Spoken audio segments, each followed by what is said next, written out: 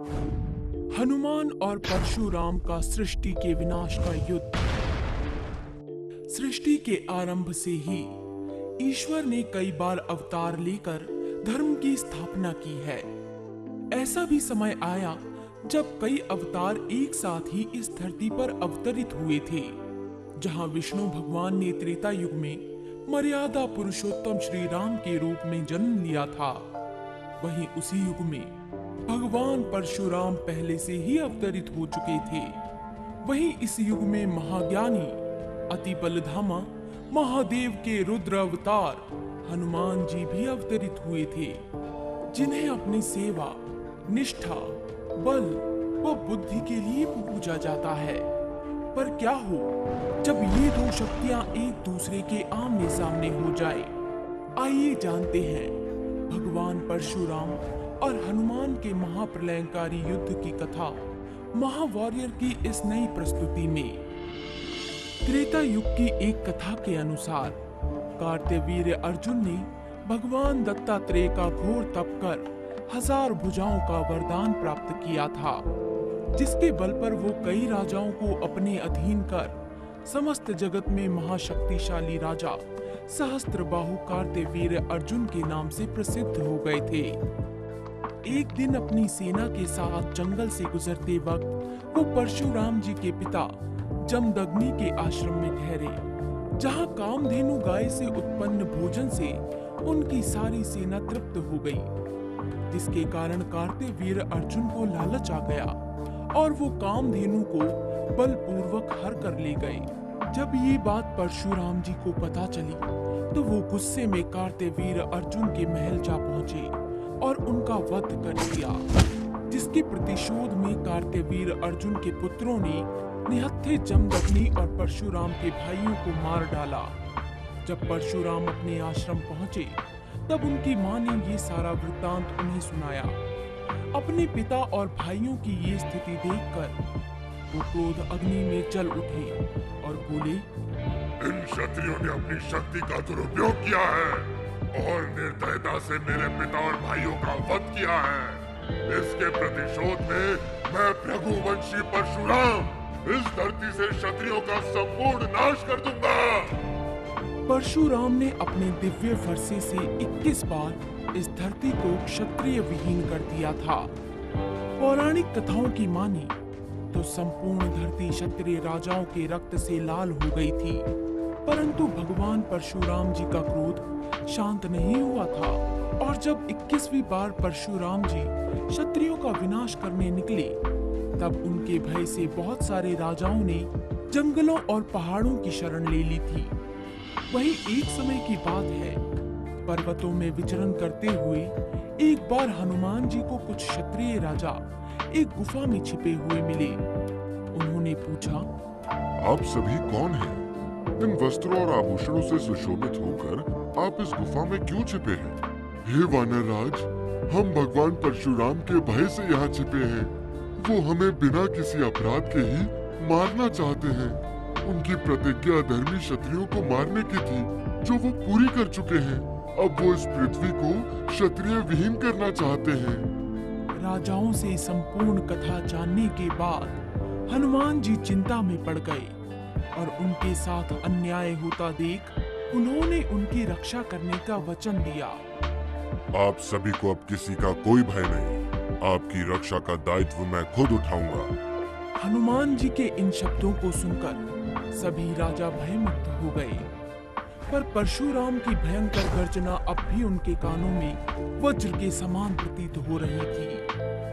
पौराणिक कथाओं के अनुसार हनुमान जी ने कई दिनों तक उन राजाओं के लिए वन से खाने पीने की व्यवस्था की और ऐसे ही जब एक दिन हनुमान जी वनों में विचरण करने गए थे तब क्रोधित परशुराम खून में लथपथ अपने फरसे को लिए उस गुफा के पास आ पहुंचे, जहां क्षत्रिय राजा छिपे हुए थे।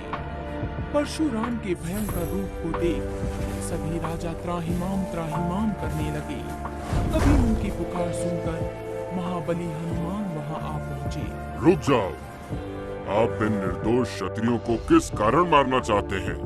ए वानर, पहले तुम अपना परिचय दो और ये बताओ कि तुमने मेरे कार्य में हस्तक्षेप करने का साहस कैसे किया?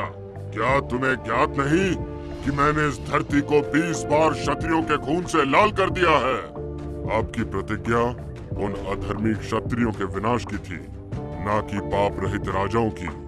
हे वानर, मेरा वानर कुल से कोई बैर नहीं है, अतः तुम मेरे कार्य में बाधा बनने का प्रयत्न मत करो और यहाँ से हट जाओ। आप अति ज्ञानी पुरुष मालूम होते हैं, पर इस निर्दय कार्य से आपके ही हाथ मैले होंगे। अतः आप इन राजाओं को मारने का विचार त्याग दीजिए, क्योंकि मैंने इनकी रक्षा का प्रण लिया है। इसी प्रकार काफी देर तक परशुराम और हनुमान जी में वाद विवाद चलता रहा और अंत में क्रोधित होकर, मूर्ख वानर, अब इन क्षत्रियों के साथ मैं तुझे भी मृत्यु के घाट उतार दूंगा।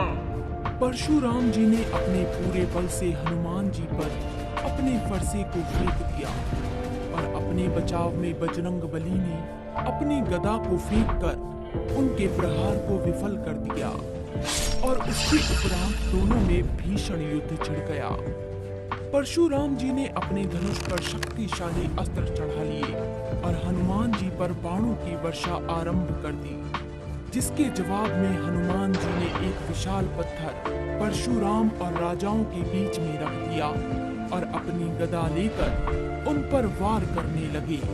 शिव जी से प्राप्त प्रलयंकारी फरसा और महाबली हनुमान की गदा से टकराते ही भीषण कंपन होने लगा, जिससे सभी जीव जंतु कांपने लगे।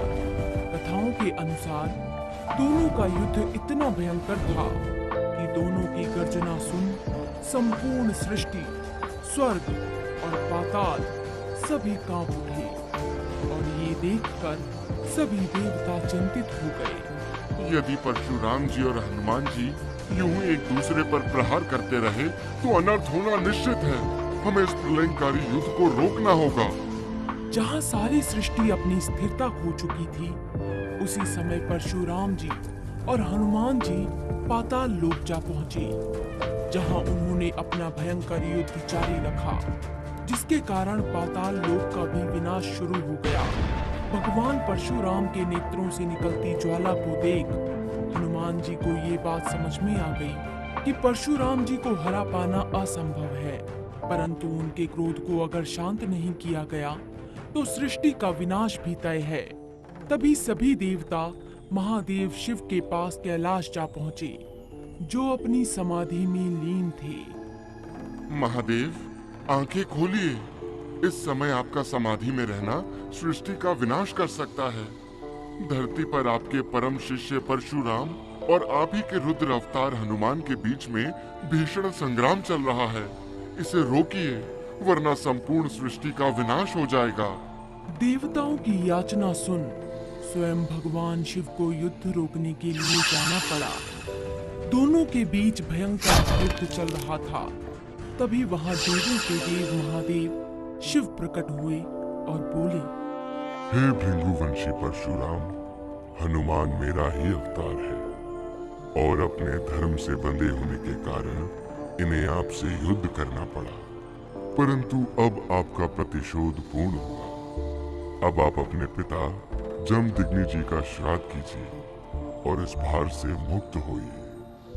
अपने आराध्य व गुरु के आदेश को मानकर भगवान परशुराम जी ने क्षत्रियों के संहार को रोक दिया और इसके पश्चात वो अपना सब कुछ ब्राह्मणों को दान करके महेंद्र पर्वत पर घोर तप में लीन हो गए। तो मित्रों, ये थी ईश्वर के अवतारों के द्वंद्व की अनसुनी कथा, जिसने सृष्टि को हिलाकर रख दिया था। आपको ये वीडियो कैसी लगी और आप अगली वीडियो किस महावॉरियर की देखना चाहते हैं, हमें कमेंट सेक्शन में लिखकर बताइए। और अगर आपने हमारे चैनल को अभी तक सब्सक्राइब नहीं किया है तो अभी कीजिए और बेल आइकन को दबाना मत भूलिएगा। ओम नमः शिवाय।